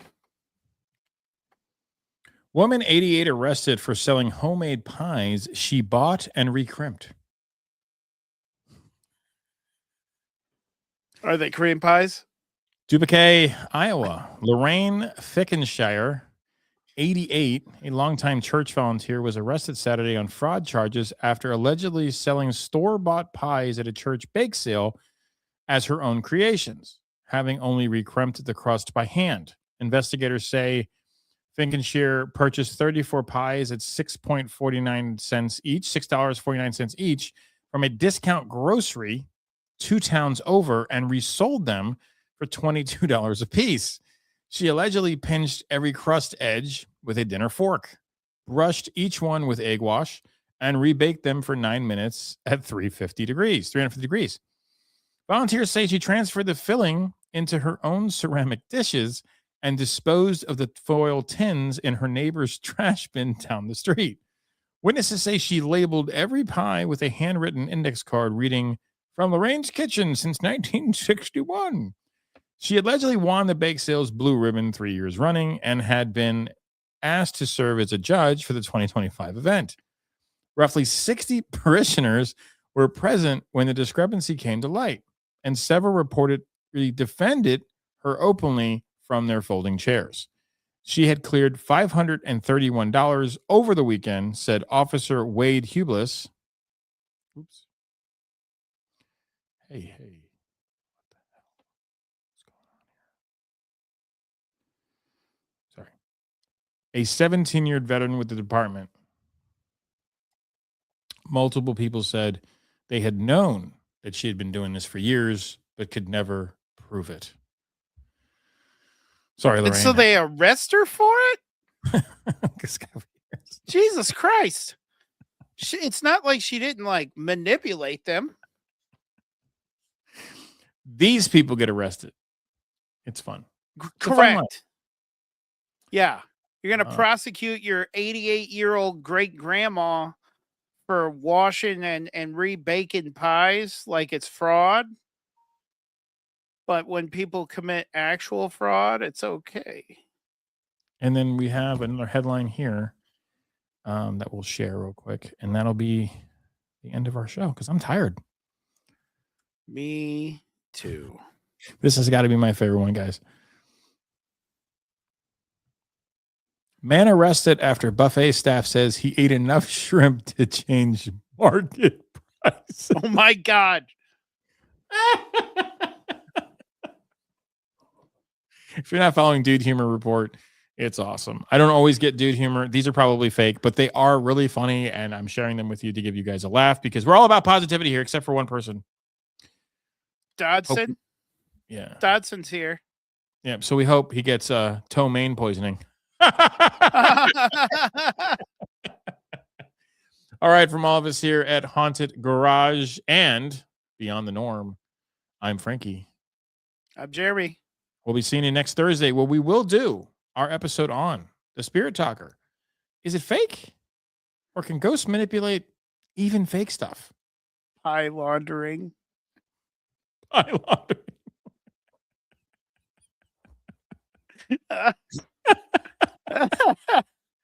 Oh my God. How's it going, sir? Nailed it. All right, That's a October home run. 17th. Fire tickets, October 17th. All the money, all the proceeds.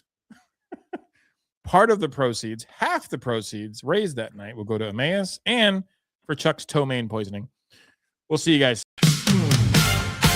Beyond the norm when